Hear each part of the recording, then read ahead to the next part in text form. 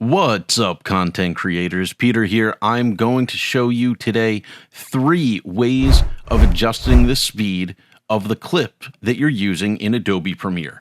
We're going to start with the easiest way, which right here you can see on your sequence. I've already loaded a little drone clip. If you want to make this clip go faster or slower than it's already going, the easiest way to change the speed is just right-click and scroll all the way down to speed duration. You click on that, and now you have the ability to either tell the clip what percentage of the speed you want, or tell it exactly how long you want that clip to play for. Currently, it's playing for 29 seconds and 15 frames. If I wanted this entire clip to fit into 20 seconds, all I've got to do is tell it to make it 20 seconds and 0 frames. And you can see it automatically will adjust to make it 147.5% speed. I click OK, and you'll find my clip got shorter, you'll see here, and now it's moving faster when I play it back. I'm going to undo that real quick and show you one more time. Right-click, scroll down, speed duration, and again, you can either set a percentage or the duration. You can also make the clip play backwards, which you could also do up here with any negative percentage. And basically, that's how you change the speed of any clip. Now it's going half the speed and backwards because we made it -50. That's the first way to change your speed.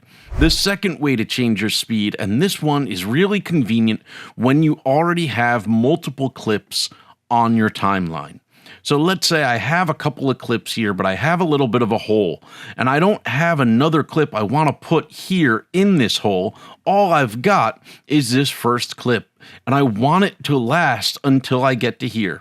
There's a tool that you can use for that here in your toolbar. It's called the Rate Stretch tool. You'll find it underneath this toolbox. If you hold down there, you'll find the Rate Stretch tool. And what the Rate Stretch tool will allow you to do is grab on the end of a clip that's already on your sequence and stretch it until it fills in the gap that you want. And you can see now there's a little percentage sign here. It's showing that this clip is playing at 79% speed, but now it filled in that gap. So if you have a clip and it's just not long enough to fill the gap that you wanted, you can now stretch that clip out to make it play at a speed where it will fit in that space. You could also do the opposite if you happen to have a clip that you need from the very start to the very beginning, but it's taking too long to get there. You could use your Rate Stretch tool to shrink it back down, at which point that will make your clip go at a faster speed so that you get from the beginning of the end to the clip in a shorter amount of time. So that's your Rate Stretch tool. Finally, the last way I'm going to show you to affect the timing of your clip has to do with this little line on your video track right here. I'm going to blow up my video track a little bit to make it a little easier to see. This line is an effect line that you can choose the effect that's being used. If you right click here on this little FX box, you can see that I can set this line to be a type of motion, opacity, which is what it'll be set to by default. You can make clips fade in or fade out, but there's also an option for time remapping with speed. What happens now is that this line now represents going at 100% speed on my clip.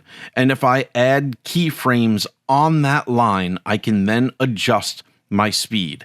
To add a keyframe, I'm going to come here to my pen tool. I'm going to click on it. I'm going to come over and I'm going to, let's say I wanted to increase my speed starting right here.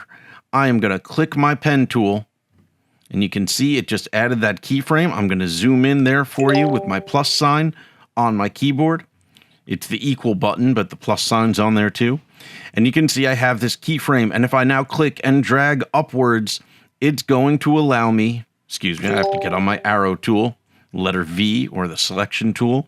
I can now click, and as I'm dragging up with my mouse, you see that percentage right there is increasing or decreasing, and you can see the line on the clip is going up and down because the speed is adjusting to the new speed that I'm setting it to. So let me set that right at 200, and now you'll be able to see here my clip is playing at normal speed, and then suddenly it doubles.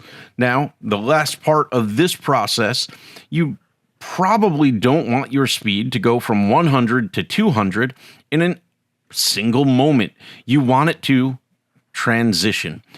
That keyframe here, again, I'm zooming in, has two little handles that you can click and drag out to give a transition to how fast or how slow it takes for your clip to go from here where it's at 100% to here where it's at 200%. And you can see that ramp as it goes up in speed. So now if I play it back, you'll be able to watch as we're in 100% speed and it ramps up to 200% speed. This is how you can use the effect, especially if you've watched a show where the camera goes fast and slow as it moves throughout a room. This is the easiest way to work that effect into your clip, where you make the clip speed up and slow down as it moves around.